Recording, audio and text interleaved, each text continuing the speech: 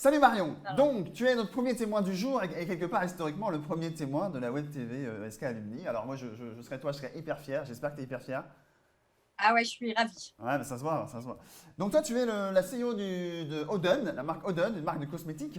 Est-ce que avant de peut-être rentrer dans le vif du sujet de pourquoi, ce qu'on va traiter aujourd'hui, c'est pourquoi le choix du Made in France, c'est encore plus intelligent maintenant, c'est quoi Oden?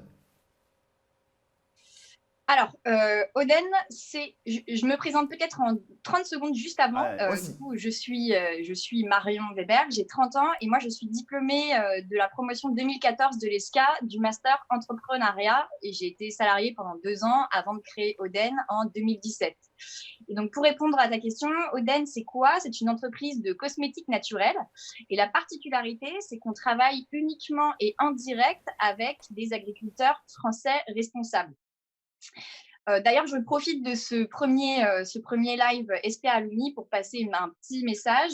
L'entreprise se développe très bien et donc on est toujours à la recherche de nouveaux agriculteurs. Je sais que dans les SPA Alumni, il y a des alumni qui ont de la famille, dans leur famille, des agriculteurs. Et on est aussi à la recherche de terres pour développer nos propres cultures en Charente-Maritime. Donc, si jamais je lance une bouteille à la mer, si jamais quelqu'un m'entend et a des contacts à me proposer pour développer ces projets-là, ce serait super. Alors on peut dire un peu Voilà quand même, pour la Oden, vous présentation faites d'Oden. quoi? C'est quoi les produits phares? Parle-nous un peu quand même. Oui, alors les produits phares, eh ben, je peux vous les montrer. Ce sont en fait des huiles végétales donc, que nos agriculteurs partenaires cultivent, transforment eux-mêmes sur leur ferme. Et nous, derrière, en fait, on met dans un joli flacon en verre, comme ceci. Hop. Et en fait, ce sont des soins pour le visage qui remplacent et très efficacement des crèmes pour le visage. Et donc, on en sort. Là, par exemple, je vous ai montré la noisette de Gascogne. On a sorti il y a au mois de janvier dernier notre huile d'hiver qui, par exemple, là, est une huile, un mélange d'une huile de chanvre et une huile de sapin des Vosges. Excellent. Donc voilà, des gammes. Si vous n'êtes pas encore équipé, bah, vous essayez. Je pense que ça vous fera plaisir. Voilà, c'est le moment aussi de se faire plaisir et d'arriver à réactiver ces bulles de bonheur qui parfois sont rares. Ça dépend dans quel business vous êtes. Aujourd'hui, tu avais envie de nous parler du choix du Made in France. Alors, ça a déjà été un peu abordé. On s'est dit, ah tiens, c'est peut-être pas très malin de faire notre usine à l'autre bout du monde là-bas et en ce moment, c'est compliqué. Et toi, bah, ton business, il est directement en lien avec ça. Tu avais déjà fait ce choix-là. Quels sont les avantages du Made in France, très concrètement? Alors, très concrètement, il y en a deux. Le premier, tu viens d'en parler, c'est évidemment l'approvisionnement. Pour ça, je vous fais un rapide état des lieux de l'industrie cosmétique française aujourd'hui. L'industrie cosmétique française, c'est le deuxième excédent commercial de la France. Donc, c'est quand même une industrie qui est assez importante en France. Mais aujourd'hui, il faut savoir que très peu de marques sont véritablement made in France. En fait, elles vont importer des ingrédients naturels ou synthétiques des quatre coins du monde et les assembler simplement en France pour obtenir ce label Made in France. Et donc, le premier gros avantage à travailler avec des agriculteurs, à travailler en direct avec des agriculteurs français, c'est évidemment les problèmes d'approvisionnement. Nous, typiquement, on n'a pas de problème d'approvisionnement, mais il faut savoir que nos concurrents dans la cosmétique naturelle sourcent énormément de leurs ingrédients et de leur packaging en Chine, notamment des huiles végétales d'onagre et de bourrache. Eh bien, la Chine qui est bloquée depuis fin décembre, si je ne me trompe pas, il commence à faire ces entreprises françaises commencent à faire face à des vrais problèmes d'approvisionnement et sont en rupture sur pas mal de références de leur gamme. Donc, tout naturellement, le premier avantage à sourcer en France, c'est une simplicité, une sécurité, je dirais, des approvisionnements. Euh, Pareil pour le packaging. D'ailleurs, il y a beaucoup de business, je pense, à créer dans les packaging responsables aujourd'hui en France parce qu'aujourd'hui, tout est fait en Chine et ce serait bien. Il y a vraiment de la demande de la part des entreprises françaises de cosmétiques pour des packaging français et fabriqués en France. Donc, le premier avantage, c'est donc de sécuriser ces approvisionnements. Et le deuxième, évidemment, c'est la tendance de fond de consommation des Français depuis quelques années et qui est vraiment une tendance de fond pour les prochaines années, qui est de vouloir consommer des produits qui sont à la fois bons pour eux, pour leur santé, et à la fois bon pour la biodiversité. Il y a une véritable prise de conscience depuis ces dernières années et c'est vraiment pas juste une mode, c'est vraiment une tendance de fond, ça je vous l'assure, moi qui suis très présente sur les réseaux sociaux, j'en suis convaincue. Et cette tendance de fond, sachez qu'elle va être accentuée par par la crise du Covid. Clairement, c'est pas parce que disons qu'après la crise, les gens vont avoir envie toujours les consommateurs vont avoir envie de consommer encore plus de produits naturels et de produits bio. C'est clair. Sachez également que les consommateurs français sont prêts à payer beaucoup plus cher si l'entreprise répond en fait à ces deux critères qui sont de meilleur pour la santé et meilleur pour la biodiversité et la planète. Oden, c'est l'exemple concret. Typiquement, une huile de bourrache française, nous, on la vend à nos clients 28 euros 30 millilitres, tandis que, de manière générale, une huile de bourrache origine chinoise, elle est vendue entre 3 et 5 euros les 30 millilitres. Donc, il y a une vraie différence de prix. Et il faut savoir que nous, l'entreprise marche très bien. Donc, les Français sont vraiment prêts à payer plus cher pour un produit de qualité qui soit meilleur pour sa santé, pour leur santé et celle de la planète. Alors c'est plutôt une bonne nouvelle ce que tu nous dis.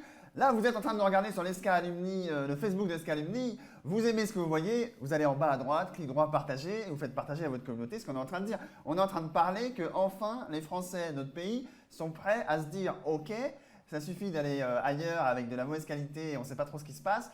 Ici, traçabilité, locale, etc. » Et tu l'as dit au début, mais on peut peut-être y revenir dessus. Tu disais même les emballages responsables. Alors, ça veut dire que mon emballage, il peut être fait à 20 km de chez moi, il n'est pas responsable? Enfin, c'est quoi comment on juge?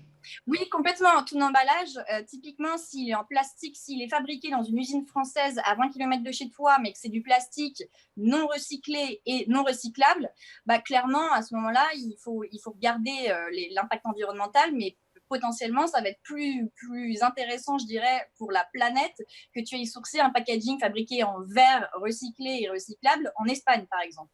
Ça, c'est sûr. Ok. Il faut faire attention à tout ça. Mais oui. Comment vous faites d'ailleurs, vous parce que justement, vous enquêtez, vous faites confiance à d'autres sociétés. Enfin, comment ça se passe pour vous décider à chez qui vous approvisionnez en fait? Alors, c'est un très, très gros travail de recherche. Moi, avant de créer Oden, j'ai travaillé sur le projet pendant quasiment 2 ans, à la fois pour trouver mes ingrédients et à la fois pour trouver mes packaging. C'est beaucoup, beaucoup de recherche, beaucoup de bouche à oreille. Et j'ai envie de te dire que malheureusement, même pour le packaging, il y a des choses qui sont même toujours pas bien. C'est-à-dire que là, par exemple, notre flacon, tu vois, il est en verre. Donc ça, c'est super parce qu'il est recyclable à l'infini. Et on va pouvoir le proposer la recharge bientôt à nos clients parce qu'on ouvrira bientôt une boutique dans Paris. Mais par contre, tu as la petite pipette qui est ici, qui est en plastique. Et ça, c'est très difficilement recyclable. Donc, il y a vraiment des axes d'amélioration sur les packaging à faire et notamment sur ces systèmes-là. Mais voilà, beaucoup de travail de recherche, de veille, de sourcing. C'est long de trouver, pour fabriquer un bon produit, de toute façon, qui respecte et est complètement éco-conçu, ça prend vraiment du temps, ça ne se fait pas comme ça du jour au lendemain. Alors, on l'a dit en introduction de l'émission, quelles clés, quelles astuces tu pourrais donner à des gens qui aujourd'hui ont des business, et d'ailleurs peu importe dans quelle branche ils sont, pour aller sourcer, pour aller se renseigner, quelques clés comme ça, des réflexes à avoir peut-être? Alors, moi, le principal conseil que j'ai là-dessus, c'est toujours être curieux et vous fixer un objectif et être curieux pour tenter de l'atteindre. C'est-à-dire que moi, j'ai comme objectif, d'ici 2 à 3 ans, d'avoir un impact environnement nul du point de vue de mes packaging. Et donc, ça m'encourage à faire de la veille systématique tous les matins. Typiquement, je me suis abonnée à plein de newsletters et je me suis mis plein de Google Alerts sur du packaging responsable, packaging made in France, etc. Et je fais de la veille, de la veille, de la veille. Je rencontre aussi pas mal d'entrepreneurs. On échange beaucoup sur ces sujets. Et grâce à ces échanges en fait, avec d'autres entrepreneurs, on arrive à se donner des bons contacts, des contacts pertinents surtout. Alors c'est vrai que souvent, quelques-uns en France, on a souvent l'habitude de se dire ah il faut des subventions pour faire émerger la filière et on oublie souvent qu'il faut juste un marché pour faire émerger la filière. Donc plus vous serez à faire des demandes à vos partenaires, vos fournisseurs, nous on veut que ce soit comme ça, on a envie que ce soit comme ça, on leur donne l'air et quelque part l'espace de R&D pour pouvoir que ça se passe enfin. Marion, on a envie de t'interroger sur un autre sujet parce que quelque part aujourd'hui on se prend de plein fouet pour ceux qui n'étaient pas au courant que le digital il existe et que c'est en digital que ça se passe pour beaucoup, et notamment en e-commerce, la vente e-commerce. Donc toi tu vends en e-commerce. Est-ce que tu peux nous dire les tendances, le changement de tendance de ce qui s'est passé, de ce qui se passait déjà et comment c'est actuellement?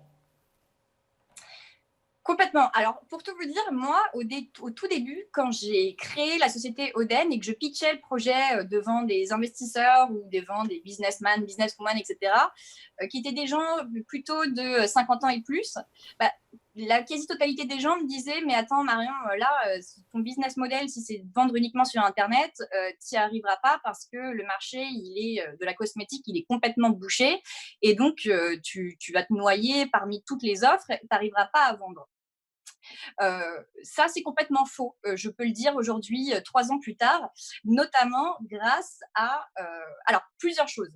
Déjà, dans un premier temps, mon premier conseil pour faire de la vente en ligne efficace, c'est qu'il faut, au niveau de la structure, il vous faut un logisticien. Clairement, parce que comme ça, vous allez pouvoir, je dirais, déléguer la plupart de votre temps à développer votre entreprise et à faire de la publicité, notamment sur les réseaux sociaux, et pas à vous occuper d'envoyer vos commandes. Donc, logisticien, sachez qu'il y a de plus en plus de petites indie brands, comme on appelle par exemple Oden, et donc de plus en plus de petits logisticiens qui acceptent les petits volumes de commandes. Donc, c'est très intéressant. Pour vous donner un exemple très concret, moi, j'ai environ 10 à 20 commandes par jour depuis 6 mois. Eh bien, mon logisticien prend ça sans problème. Il vous faut aussi un bon site internet. Ça ne vous coûte pas forcément très cher, mais par contre, il faut y passer un peu de temps. Il faut que le parcours de paiement soit fluide, c'est-à-dire faites-le vous-même. Il faut que vous n'ayez pas en fait de gros problèmes de bugs quand le client a envie de payer son article. Et enfin, il vous faut des belles photos. Ne négligez pas les photos. Vraiment, il faut vous payer un photographe pour vous faire des belles photos, que ce soit pour le site ou pour les réseaux sociaux. J'y viens tout de suite. Donc là, ce sont les 3 grandes choses à avoir bien solides pour faire de la vente en ligne efficace. Et ensuite, comment faire connaître votre marque? Eh bien, moi, je vais vous parler des 4 grandes tendances du moment très rapidement. Instagram, pour toucher les clients et les clientes entre 18 à 35 ans. Et sur Instagram, il faut vous mettre en scène, c'est-à-dire faire des petites vidéos, des petites stories. Et là, je vais reprendre un conseil que tu m'as donné, Benjamin, lors du dernier atelier auquel j'ai assisté, qui est de ne pas, vous n'avez pas besoin de faire des vidéos parfaites. Faites des petites vidéos très simples. Dites-vous bien que votre client ou votre abonné va passer 30 secondes à regarder votre vidéo, donc ça ne sert à rien que vous passiez 3 jours à monter une vidéo. Faites une petite vidéo toute simple. Moi, j'en fais plein depuis les conseils de Benjamin, qui ne sont pas du tout des vidéos professionnelles, mais ça cartonne. Mes abonnés adorent et ça fait augmenter vraiment mon volume de vente. Donc, Instagram, soyez proche de vos clients, échangez avec eux, mettez-vous en scène, montrez votre visage. Ensuite, depuis la crise du Covid, sachez que les plus de 50 ans commandent énormément en ligne, ce qui n'était pas forcément le cas avant la crise. Et là, ça va être Facebook.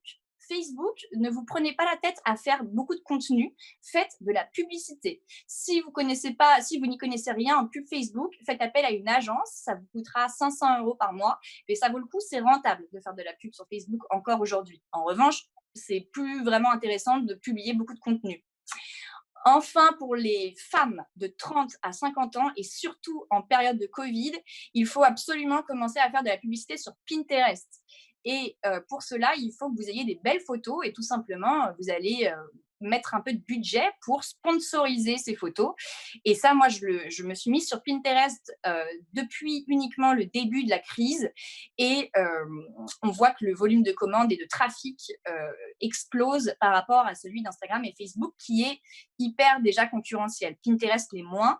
Et alors, pour les plus, je dirais, les plus social media friendly, vous avez TikTok aussi, qui est super intéressant pour la très jeune génération.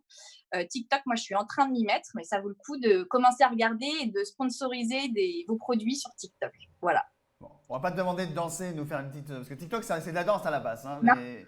Ouais, si tu veux, tu peux. Hein, si tu veux danser, vas-y, lâche-toi, j'ai envie de dire.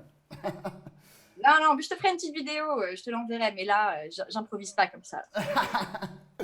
Merci en tout cas Marion d'avoir partagé tes clés et ton temps avec nous et ton Avec expérience, ton expertise. Voilà, comme tu le disais, euh, toi tu prends t'es un business indie on va dire, mais même pour des plus gros business, les clés qui viennent d'être dites ici, c'est juste le monde d'aujourd'hui. Hein. Faut pas chercher à réinventer la roue. Les expériences des autres profitent maintenant à ce que vous faites. Et tu le disais notamment dans l'exemple des petites vidéos. On s'imagine bien que si les consommateurs se disent maintenant je veux que ce soit local, je sois responsable, ça va de pair avec l'authenticité. Je veux dire, on veut voir, on veut sentir, on veut voir Absolument. la vérité de comment c'est fait en fait. Et en plus, quelque part, c'est le contenu le plus facile à faire puisqu'il est déjà là. Complètement. En fait, c'est ça, absolument. Et moi, je suis d'ailleurs assez. Enfin, je trouve, je m'en veux de ne pas avoir fait ça plus tôt, hein, clairement. Les petites vidéos, c'est clair. Ouais, chacun son ami. J'aurais une question supplémentaire, Benjamin. Tu parlais tout à l'heure de Marion d'avoir un logisticien, enfin, passer du temps pour trouver son logisticien pour en gagner après. Mais quelle est ton approche par rapport à des macro-logisticiens type Amazon, par exemple? Alors là, j'ai envie de vous dire, tout dépend vraiment de votre philosophie et de vos engagements justement vis-à-vis de votre communauté et de vos clients. Nous, on a vraiment des engagements très forts en termes d'écologie, de préservation de biodiversité et de l'humain aussi. Et donc, pour ces raisons-là, nous, on n'a jamais accepté d'être distribués sur Amazon, qui nous prospecte très violemment depuis une année maintenant parce que Amazon explose en ce moment depuis un an la catégorie hygiène, la catégorie hygiène et beauté, pardon. Clairement, on sait qu'on pourrait quasiment doubler notre chiffre d'affaires en distribuant nos produits sur Amazon, mais nous, on fait vraiment le choix de coller, de respecter nos engagements et donc de ne pas être distribué sur une très grosse place de marché comme Amazon, notamment pour des raisons de... Enfin voilà, après des raisons qui nous sont propres, mais on estime, nous, qu'Amazon n'est pas une entreprise qui partage en fait nos engagements, notre philosophie. Voilà. Ce que tu nous dis, c'est respecter ta stratégie, la philosophie de ta stratégie initiale, en fait. Absolument, et quitte à ce que même ça vous fasse perdre un peu de chiffre d'affaires dans un premier temps, c'est dans la plupart des cas un pari pour l'avenir et je prends l'exemple, moi je suis toute petite, mais je prends l'exemple d'un beaucoup plus gros qui est Danone, qui a cédé son entreprise Lu il y a quelques temps parce que Lu, qui vend des gâteaux, ne correspondait plus en fait aux nouveaux engagements de Danone pour des produits en fait sains et bons pour la santé. Et donc ils se sont séparés alors que ça leur apportait, je crois, 12% de leur chiffre d'affaires et ça ne les a pas du tout impactés. Au contraire, ils ont connu une croissance, je crois, de plus de 30% de leur catégorie yaourt et autres produits healthy. Voilà. Merci Marion pour tes partages en tout cas. Merci Patrick pour ta question complémentaire. Tu reviens bien évidemment quand tu veux sur l'antenne pour nous partager tes clés voilà, sur la TV SK Alumni.